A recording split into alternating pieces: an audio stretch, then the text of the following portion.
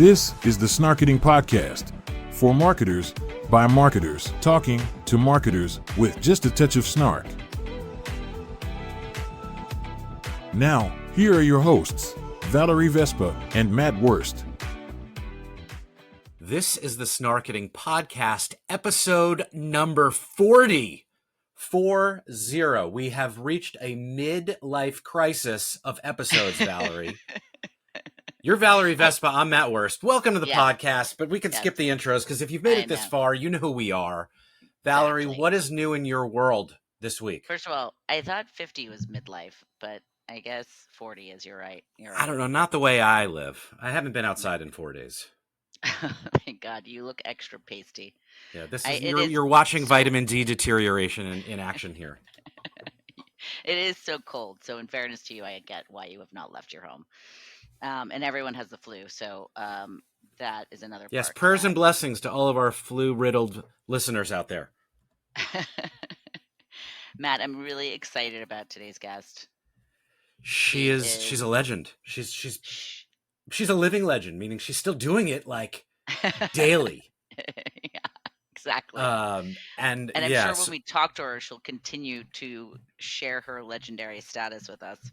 You know, so Gayle is the CMO at iHeart. Her role is actually changing a little bit. And I think it's like she had the vision to carve out what she wanted to do. Like, again, we'll talk to her about this. It's more of, I think, what she wants to be doing and less of the stuff that you don't want to do, which is always anyone's dream working. That's ideal. Yeah. When we saw Gayle last fall, she presented at A&A Masters this study that like changed the way I think about marketing. And very few things can do that like on a dime. So I'm sure we will get into that with her, but also just everything that iHeart does in terms of being at the epicenter of culture. She's at the epicenter of iHeart. So like she's at the center of the center of the center, but her vision is actually not being at the center. She wants to reach like all rings of the target, which is what they can do more uniquely than anybody else. Right. And I think that's what her presentation was all about, right? It was about being able to actually meet America where they are today versus like trying to, But by the way, you know what? Message. Gayle should run for president. Talk about meet America where they are. She is who I would vote for, but we'll talk about that on a different podcast because we don't have that luxury right now. So let's just jump right to the episode because Gayle is fresh off the ski slopes. It looks like I can't really tell. She's on the mountains somewhere in the central western United States. And we're grateful. We actually were supposed to talk to her earlier this week. She had a gas leak, but it wasn't actually a gas leak. It was just, I think, she was skiing. Maybe, I don't know. But we'll hit record and welcome Gayle.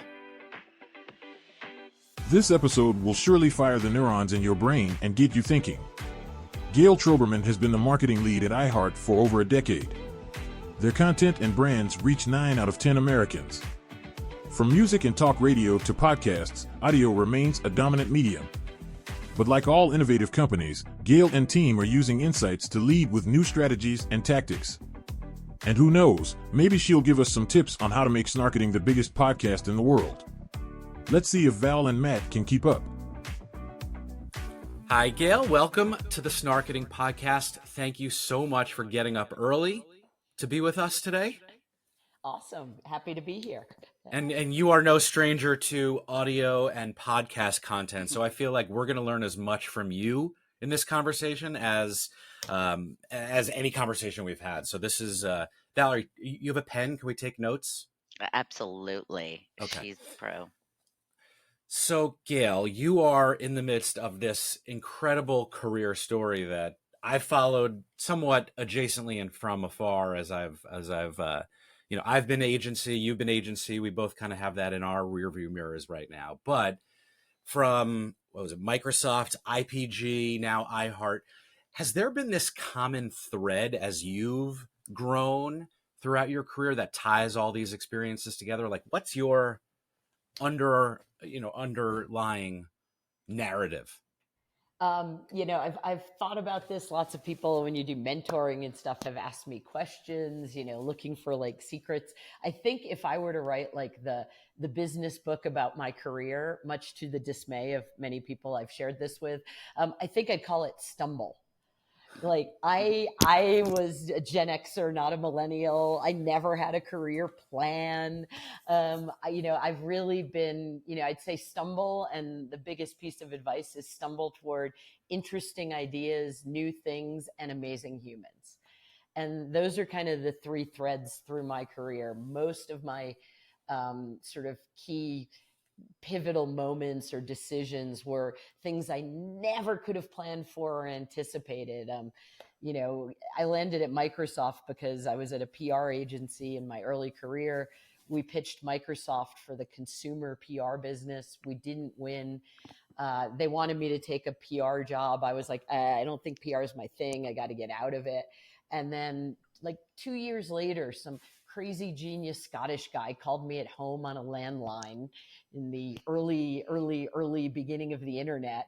And he was a genius.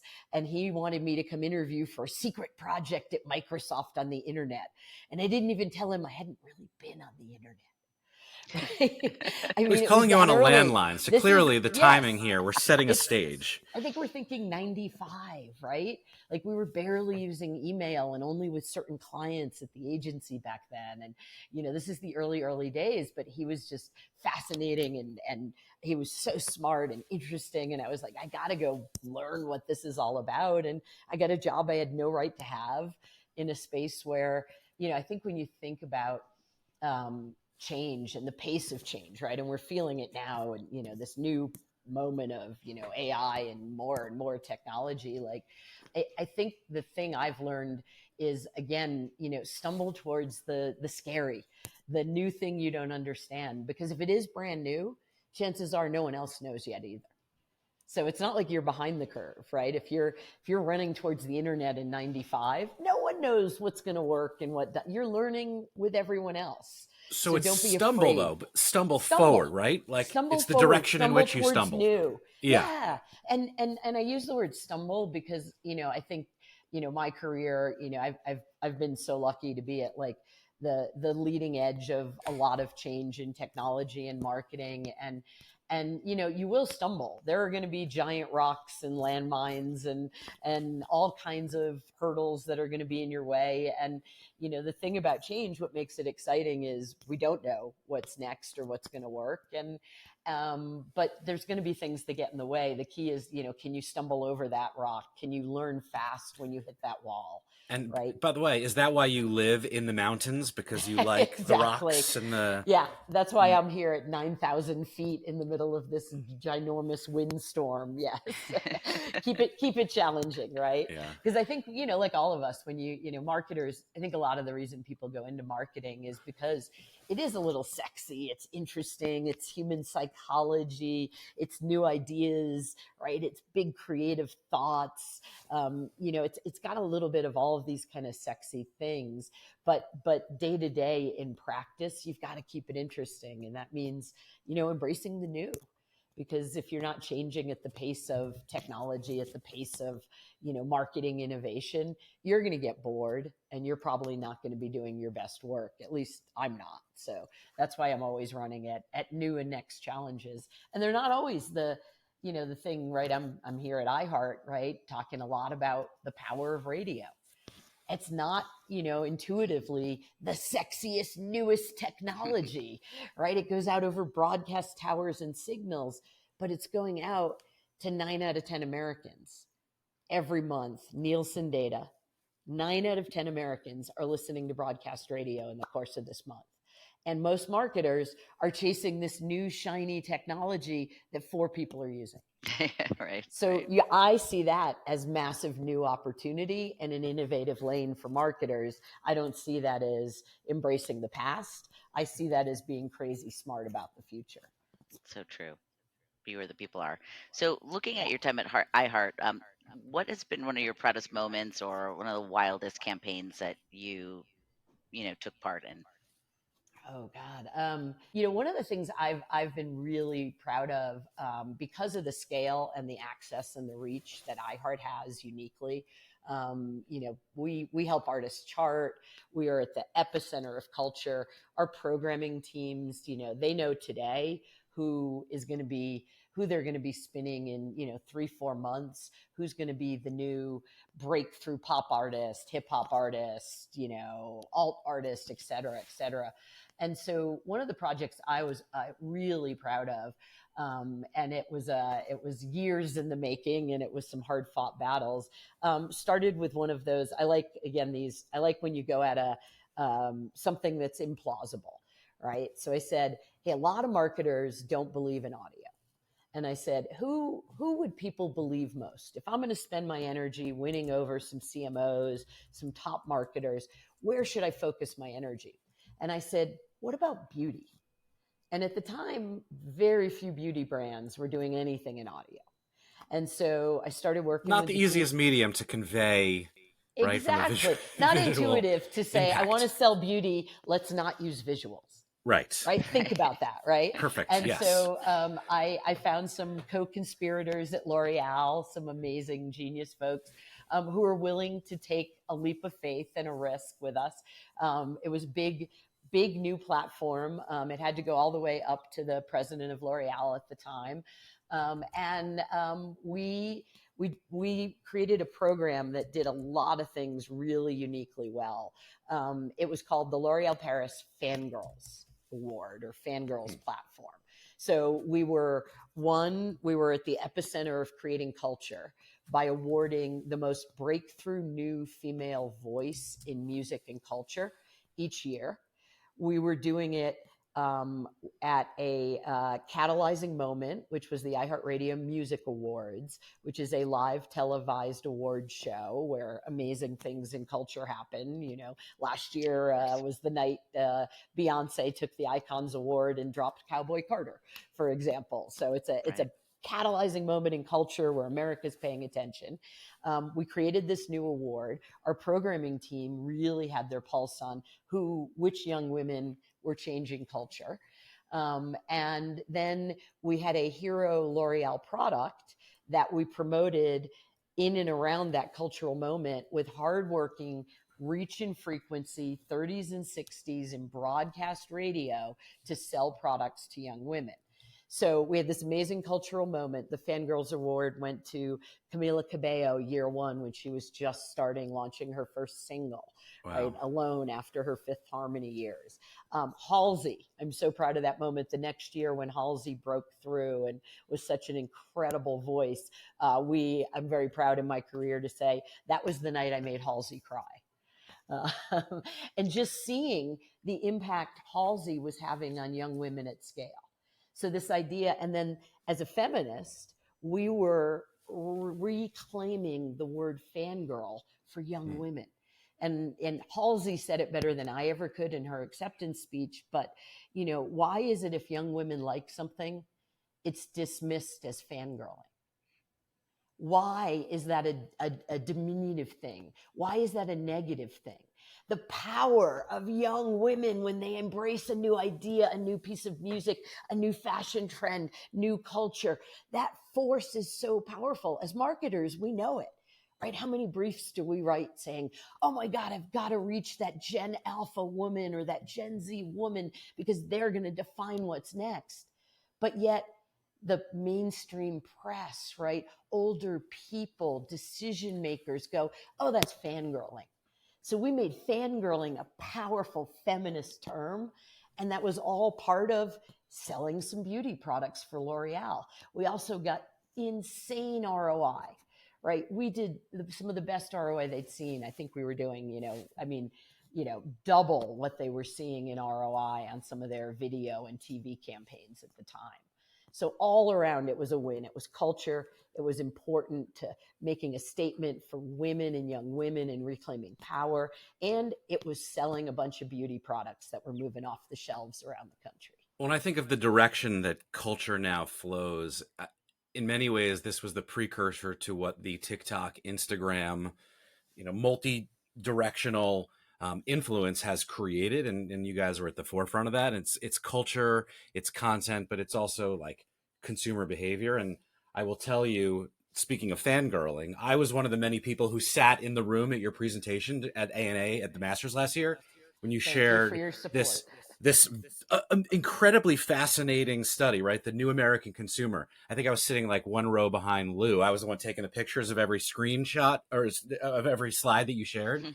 I think I still reference it like a few times a week. But one of the nuggets, I want to make sure I remember this. One of the nuggets that you shared was that half or more than half of Americans feel ignored by advertisers, which to me is like 44%. But yeah, what are we doing here?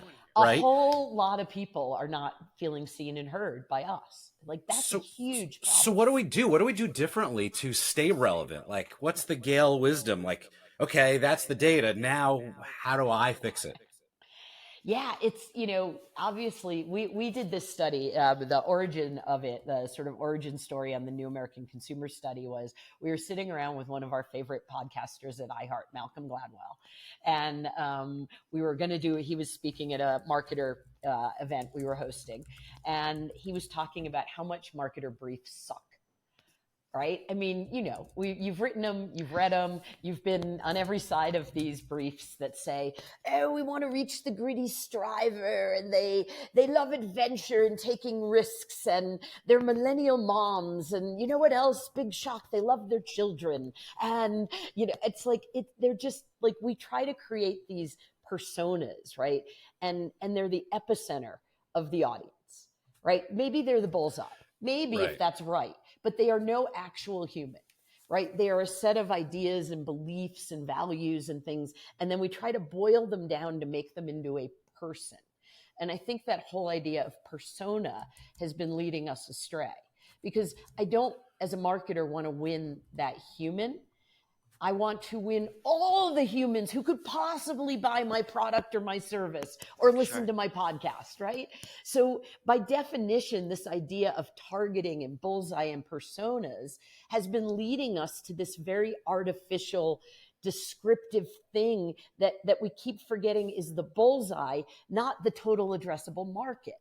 Right. And so that is what led us to do this piece of research because Gladwell is such a genius. He said, I think it's because marketers, like they keep on talking to themselves and they're missing my listeners because my listeners are so diverse. They're all these different ages and groups. And I don't think of them as one type. And so we did this study that is his brainchild that we decided to look at values, beliefs, habits, behaviors, what's important, what's not for real American consumers. And then we did the same exact study for all of us, the marketers. And it was mind-blowing because we did see that 44% of people don't feel seen and heard by us. And when you start unpacking it in this study, it's because our lives, our values, our beliefs are different. And I'm not complaining about that. Like, I love our little marketer bubble. But half of Americans have never heard of an Aperol Spritz. I hate to blow your mind. Half of Americans. They don't come to Cannes? What's going on? Where are these people? Cannes. Even saying Cannes is like, right? Like, it's our lives are very different and we're fortunate. I mean, the average marketer makes twice as much as the average American. One of my favorite stats, it's not even from the study. It's just pure demographic data. Like the other premise for the study is, right, we've never had more data than in the history of marketing than we have, right? We can make it up tomorrow. We can access data. Like, it's unbelievable how much data we have. And yet I would argue because we have so much data, we're making more and more biased decisions because I can pretty much find data to support any crazy idea I have this afternoon. So the problem is we're not even looking at basic data. Like everyone always pauses when I present the study and I go, okay, before we get into the study, this is just census data. 38% of Americans live in the South. I have never once in my career, and I've seen a whole ton of briefs, I have never once seen a brief that said, let's win the South and we win the year. Let's win the South and we win the quarter. And then when you think about, you layer in marketer values, right? 35% of marketers live in the Northeast, right? Americans are split pretty evenly By gender, we tend to skew more male. Marketers tend to be a third Gen X, whereas the average consumer is split evenly across generations. Like those are just basic data, census data. I Then feel you get very into seen right now, values. by the way. I feel like you're describing me. I get you, right? If I were marketing to you, a lot of these briefs Easy. make sense, right? So easy, yeah. We've done 2 waves of this study over the last 2 years, and when the first wave came out, NFTs were all the rage. Perhaps you remember. I think it was 40% of Americans had never heard of an NFT. 0% of marketers had never heard of an NFT. And I think it's such a perfect example because the fact that I'm even sitting here in 2025 using the word NFT, we're all kind of cringing. But how much time and money did we spend chasing a trend so far ahead of the consumer? In fact, we were so far ahead on a trend that never caught, right? We never caught on. We always tried to make the trend. Yeah. Right. And which you guys can do, but not everyone can. It goes back to, right, our admitted, when I talk about marketer bias, I like to own my bias and iHeart's bias, which is, we have an audio bias because consumers, Work study, not our data, consumers spend a third of their media time with audio today. And by far the biggest chunk of that is broadcast radio, right? It's like 70, 80% of listening is still broadcast radio. Marketers spend around 9-10% of their budget on average on audio because of our visual bias, right? You've been there. You've been there agonizing about that end card and the logo and how fast it moves, and right, like we love our visuals, but the power of audio is I can be relevant for everyone listening to this podcast today. So if I wanted to sell you a lunch, right? Maybe I'm a QSR, maybe I'm a 5-star Michelin restaurant. It doesn't really matter. If I just said, hey guys, what'd you have for lunch today? Was it not satisfying? Was it not healthy? Did you skip lunch? Did you have it on the run? I can find you because right now your brain is the production machine. But if I showed you lunch, I would be wrong for almost every person seeing that ad. That's why I think consumers feel ignored, because we are talking to ourselves all too often. And then when you think about that young, crazy hot creative team that you love sitting in an agency in Venice Beach or Brooklyn, right? Like, I love the energy. I love their new ideas. I love that they're ahead of the consumer. But my job is to pull them back to find real America, right? To be cool, to maybe be edgy depending on the brand, to be a little bit ahead, but we can't leave people in the dust. And I think what we've seen in the political and the societal and the cultural climate in the past, year or so is Madison Ave has been leaving people behind and talking to ourselves and coastal elites. I think Silicon Valley was doing that. Hollywood, to an extent, had been doing that. DC and politics had been doing that. Yeah, it's bubbles. And the average human is like, come on. But, hunting and fishing is cool for the average American. Not probably a big surprise to you. You know what marketers think is cool? Pickleball. You know what consumers think is cringy? Pickleball, right? It's just weird. Wow. We live in a little bubble, and that's okay. But when I was working on the first presentation around this study, I was in a hotel room in New York, and the TV was on in the background, and I was working on my slides. And in the course of like that hour or 2 hours I was working, I saw 3 pharma ads with pickleball in them. I'm just saying, maybe the average customer suffering from that illness for that medication that you're trying to sell them, they might think pickleball's cringy, even though you can't wait till Saturday when you get out on the pickleball court. You are not the target. It's a great reminder. So yeah. That's wild. Yeah, it's a good wake up call for us. Get out of your bubble. Get into real America. I love that, in our lives, we choose to spend a lot of our year in some of these. I'm in, Eden, Utah today. And I love living sometimes in places that aren't, LA and New York. And, you realize how different the customers' lives are than kind of our urban It's funny. coastal Like I'm lifestyle. in out of home, and one of the things we do, we'll take people on what we call market rides, and we'll fly them out to a market and drive them around to Love see the that. neighborhood. Yeah, exactly. Because it's like people are like, I never knew there was this whole section of like the city that does that. It's really important to get out there. You're right.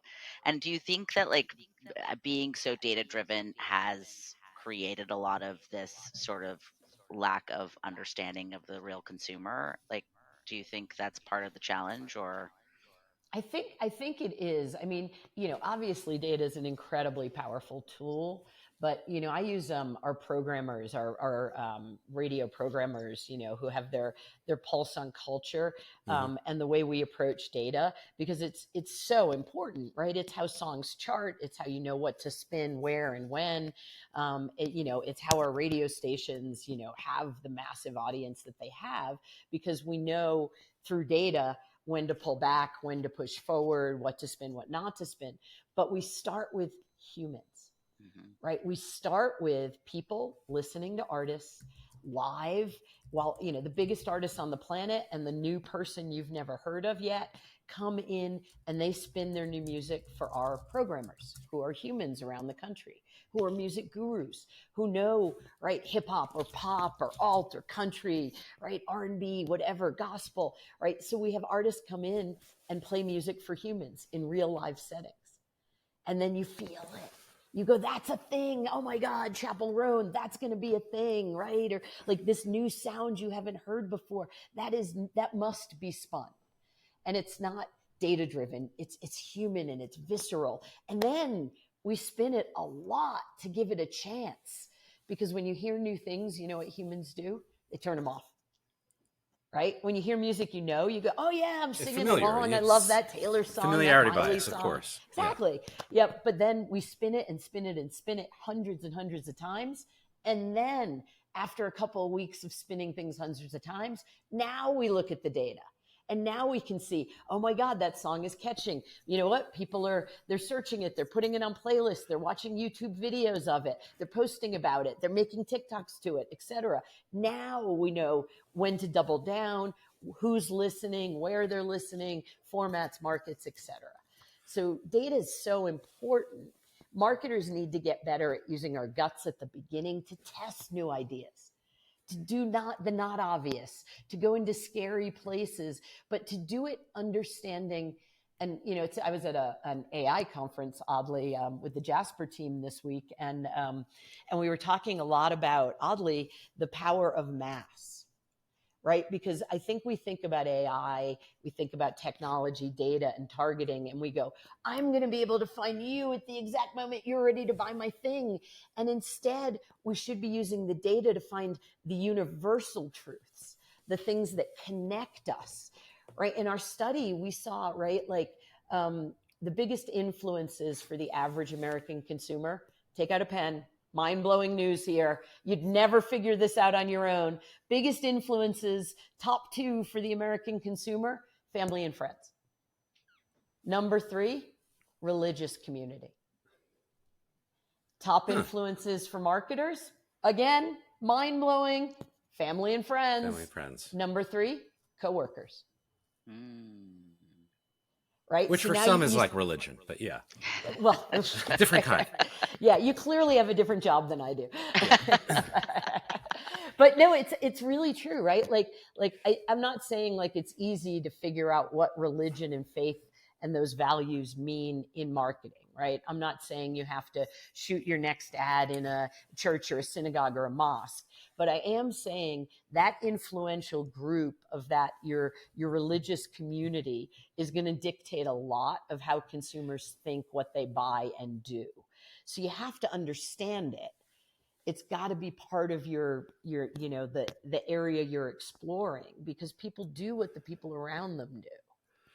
Well, I think so AI is an interesting segue here, because to your point, it can enable deep personalization, but also give us opportunities to change at scale very big, impactful processes behind the scenes, or outcomes and outputs that are, end user facing. But I think the thing that you're talking about, humans, we're talking about data, platform fragmentation, and you you're the face of a very large platform, but it's also now becoming multimedia. So where with AI are the biggest opportunities for insights that you're now working with as you are learning more about these consumers?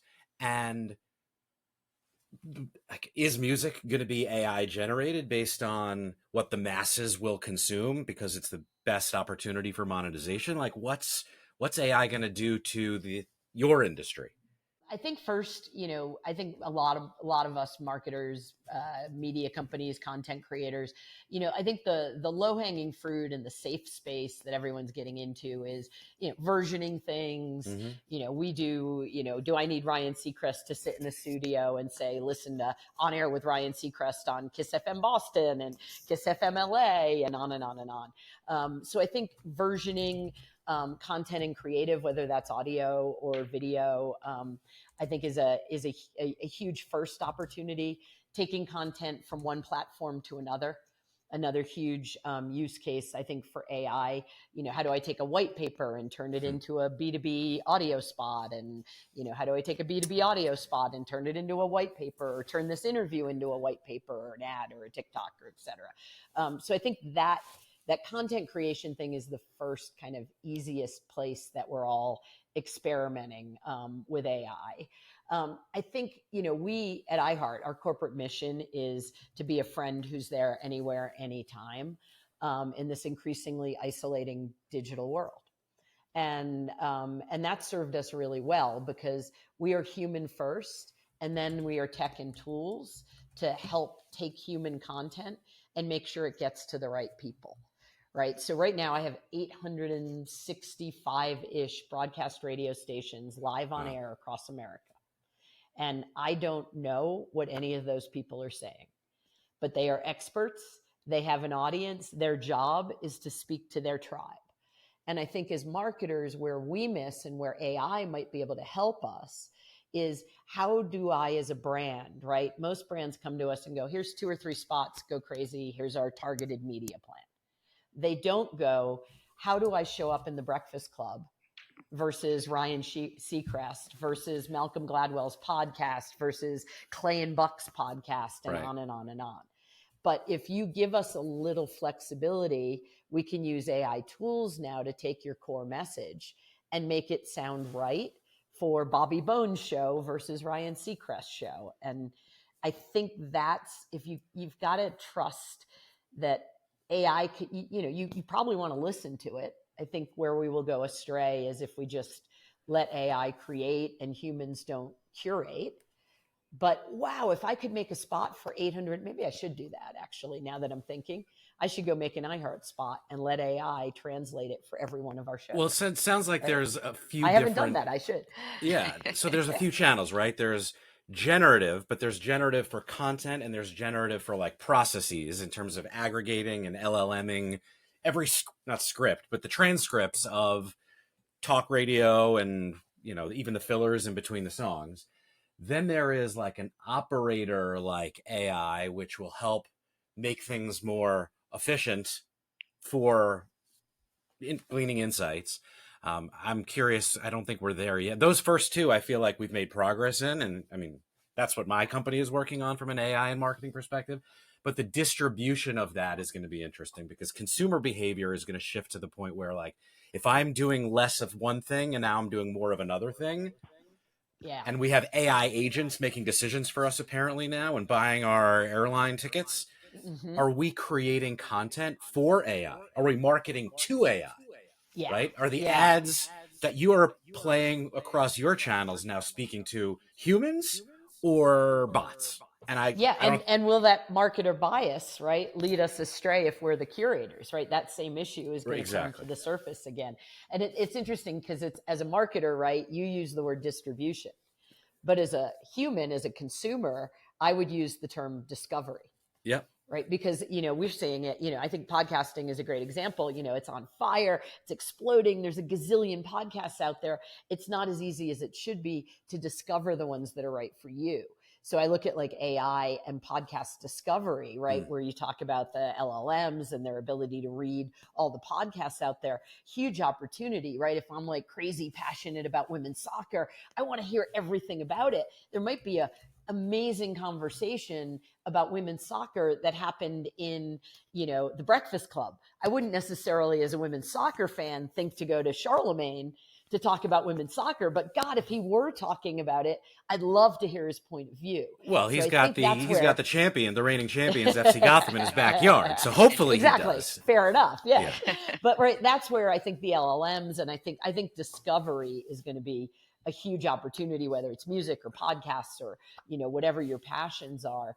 I think that's where AI is going to become an incredible empowering tool for the consumer. The key will be for us as marketers, how do we follow that and not think about how can I push my stuff on you, but how can I empower you to find these nuggets that you're going to want? And if you're going to, think about that example I just made up, right? If it's the Breakfast Club meets women's soccer, there is no way on earth any brand probably has a spot ready to go for that. But if you go, I've got Breakfast Club fans, I've got women's soccer fans, I've got a killer interview Charlemagne just did. What spot should go in there? And could AI help me create that on the fly or something? Right? Sure. That's super interesting. I love that mashup. Absolutely. So yeah. Pulling back a little bit and looking at your 10 years at iHeart as CMO, you're transitioning into a different role. Do you want to share with the audience what that is exactly and what excites you most about this next chapter? Yeah, totally. I love, obviously, if you haven't, been able to tell from this interview, I'm a little passionate about the audio possibilities and potential. And so I love evangelizing audio. It's not something I want to stop doing. In talking to Bob Pittman and Rich Bressler, my bosses, one of the things that, I sort of came to the conclusion about at this point in my career is I want to do the things that excite me.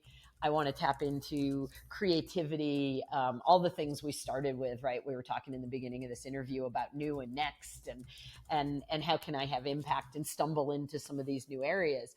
And what happens, I think we all, who've had interesting careers can say is, you take on these big, important jobs and you take them on because you want to go tackle these new challenges and break new ground. And you end up spending a lot of your day and your week and your month and your life dealing with operations and management and budgets and all of these less fun and exciting things. So as I was talking about my, I was at a point in my career, I want to do more new and next and exciting things. I want to tackle some new ideas. And I've been at iHeart for about 10 years. And I hit that same place even at Microsoft where I had 3 careers. I want to ask new questions, right? And I want to explore new areas. And the iHeart crew were great. They're like, we want you to do that. Let's get you out of operating and managing and stuff. So we created this exec consultant role where I'll be working more closely with our execs and some of our product teams and finding new areas to just go innovate and explore, all with that same end game of helping all of you listening out there, marketers, leverage audio in new and interesting ways. Everything we just talked about, that intersection of AI and audio, right? Where can technology help us leapfrog and find that growth we need using new techs, but reaching that existing massive audience, because that's the most exciting thing at iHeart is how many people we reach. So I was going to say, you're like basically getting to do the best of your job. Yes, I hope so. Yeah. Incredible.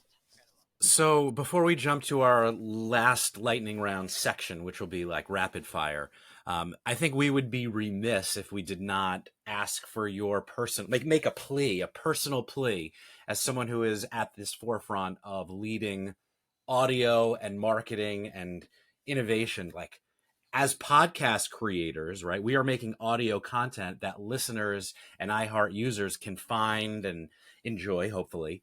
What is one piece of advice, like what should we be doing as a brand trying to break through the noise and truly connect with audiences out there? Great question. So you're embracing audio and podcasts. We are, I'm clearly. Say, well done. Yes. Consumers love audio because, I think it involves more brain power. Like all the neuro studies, if you haven't looked at Neuro Insights and the work Pranav's done, I highly recommend you check out those guys, because you can see how, again, when I say, hey, what'd you have for breakfast? Or, is it time to go shopping? You ready to update the wardrobe? Spring is on the way. Or whatever I ask you, your brain engages, and you use more neurons than you do watching a video, right? So we see it again and again. And so thinking about your audio content, not as an extension of video, not as like, sometimes people still, they're like, here's our audio ad. It's our video ad without video, right? Your brain works entirely differently in audio. So think about how you can bring the listener in and let their brain become a production engine. Because as soon as I start picturing me, my family, my dinner, my car, my commute, my shopping spree, my fantasy, my aspirational job, right? As soon as you give me a question and a pause, you bring me in and more neurons fire, which means better recall, higher engagement, more attention, more belief, all the things that lead to me becoming a fan of your show, a buyer of your product, right? Let the listener in more, and don't think about, I know there's a lot of podcasters experimenting with video and a lot of video folks experimenting with podcasting. Just remember what makes each platform great, and it's not the same, right? Like a video ad, YouTube's trained us all, right? First 3 seconds. Right. You gotta get to me in the first 3 seconds or I'm gone. Gotta get it. Right? Yeah. Audio's the exact opposite. You gotta be like, hey, Valerie, hey, Matt, hey, how you doing today? Right? You gotta give me a minute. Where are you at? You a little tired? I didn't sleep well. Right? Bring me in, give me a second. And every audio ad, like attention goes up and to the right. Right? If you give me a chance to get in, it doesn't go, it's spike at the beginning and out like video. And so if you bring me in, what ends up happening is when you get to the end of the spot and you tell me what to buy, where to buy it, that you have an offer, a coupon, a code, usually in audio, you have the most attention at the end of a spot. Because my brain's been firing, I'm picturing, I'm envisioning, and then you tell me what it is and how I get it. And you've got more attention at the end of an audio spot than you have at video, where you do all this sexy stuff to pull me in. And then a lot of times my attention wanes 4 or 5 seconds in. Yeah. Audio, it grows. So just think about, as you're a podcast creator, an audio creator, a marketer creating spots, everything you've learned to do well in video is probably the opposite of audio. Unscripted, human, vulnerable. That's what Charlemagne's doing on air today. Elvis Duran's doing that today. He's telling human stories. He's saying how he didn't sleep well. His dog threw up on his shoe. He had a horrible morning. And people are leaning in and going, oh, that's me. I get it. I know you. The expectation. So don't be afraid. Authenticity. Yeah. Wait, so should we just spend the next 40 minutes now that you've got us hooked on telling those redo stories? This? Yeah. Yeah. I mean, thanks for waiting 30 plus minutes to explode our minds. But hopefully people stuck around. Exactly. Now, we'll do to quote our friend Elvis, yes. We need to flush the format. Exactly. We need to change everything. Blow it up. Yes. Yeah. That is exactly. I mean, if you take 2 things away from this, right? Blow up your media plans and think hard about audio, because you are missing high engagement, mass reach. Every customer you need is listening, and they're not just listening in digital and podcasts. They are listening in broadcast, and it's affordable and it's effective. So blow that up, and then get out of your marketer bubble. Challenge your teams. Like, don't think that your lives, your beliefs, your motivations are the same as that massive total addressable market that you could go get. Don't talk to the bullseye, talk to everyone, and challenge your teams to break out of their marketing biases, because I think you'll find some amazing universal truths and some big ideas that'll drive growth. Okay. Now that's what I got. We got to go digest this. Mic drop. I know. Okay. That was a mic drop. I wasn't ready for this, but I am grateful for it. So, okay. Now that we're flushing the format, we're going to go into like lightning round, which may not work as well for audio since it's kind of like a video nugget. Like these will be the YouTube clips that we post, the teasers. But what could possibly go wrong? Yeah, what could go wrong? No planning, no script, right? Will we find you listening more to talk radio or music? Probably talk radio. There's something about companionship, right? And live unscripted humans that it's just addictive once you start listening, that idea of feeling seen and heard. I think that happens a lot through talk.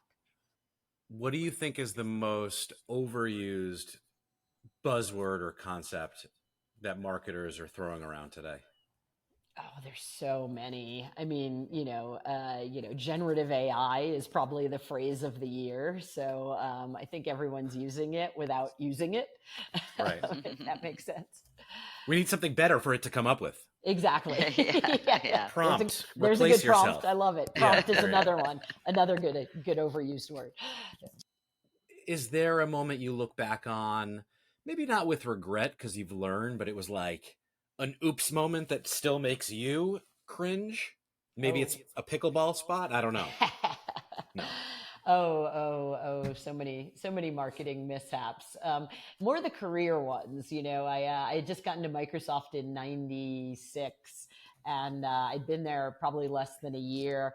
And a peer of mine, her husband was going to start a new marketing team at this little tiny startup in Seattle. And she's like, it's really exciting. And I think you'd really groove with the people. And do you want to go interview there? And, I think, my husband would love to have you on his team. Like you really get this consumer thing. And it was a little online bookseller you may know and love today that I chose not to interview for that marketing job in 96, 97. So that was one of the regrets. I did not see around that corner. Yeah. Yes.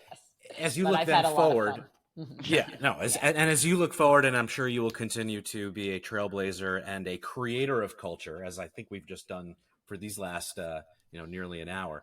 What do you think the future of marketing looks like, but in like 3 to 5 words?